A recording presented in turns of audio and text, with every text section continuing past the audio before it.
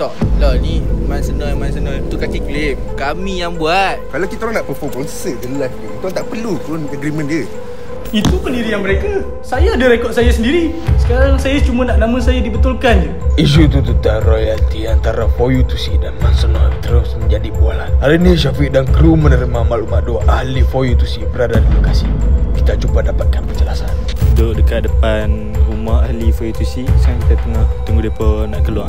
Man Senoi mendakwa terdapat beberapa lagu yang dicipta bersama tidak direkodkan dengan betul dari segi royalti. Namun kenyataan For You To See sebelum ini menyebut hanya sebahagian lagu adalah ciptaan Man Senoi. Bukan semua lagu yang didakwa. Mereka juga menegaskan memiliki permit sah MACP untuk persembahan live. Tu, nampak macam dia pula keluar. Jom. Assalamualaikum bang. Saya Syafiq daripada BKP Channel. Saya nak tanya tentang masalah isu royalti For You To See dengan Man Senoi. Lah, ni Man Senoi. Kami habaq dah, dia tu kaki klaim. Kami hak buat semua benda ni.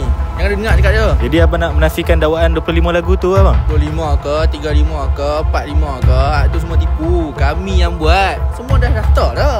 Itu kita orang ada permit lengkap kan. Kalau kita orang nak perform konsert je live ni, kita orang tak perlu pun agreement dia. Tapi ada orang cakap masih ada isu royalti tak settle lagi ni. Itu masalah dia dengan rekod MACP. Kita orang tak bayar sendiri benda tu. Tu urusan dia. Kami ni pun nak kerja nak buat nak menggah, nak balik. Saukok tu nak. Tak Zat bang, sebelum abang pergi kan, adakah For You To See masih peluang untuk berbincang dengan Man Senoi? InsyaAllah boleh kan.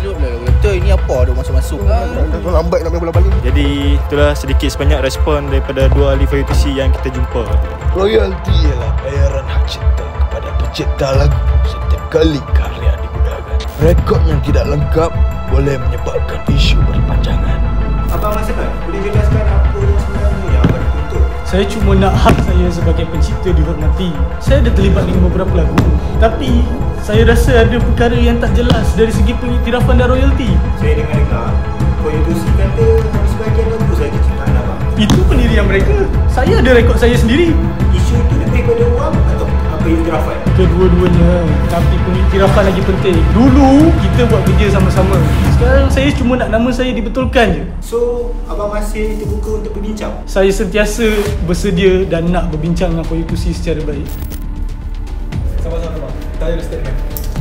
Kes macam ni biasanya gantung kepada kontrak dan rekod hak cipta. Kalau rekod awal tak lengkap, memang akan timbul salah faham.